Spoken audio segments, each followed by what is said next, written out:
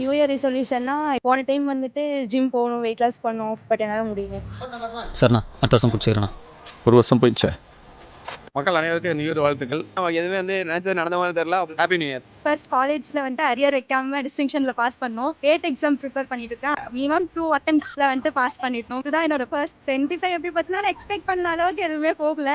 College friends எல்லாமே நல்லா அமைஞ்சிட்டாங்க.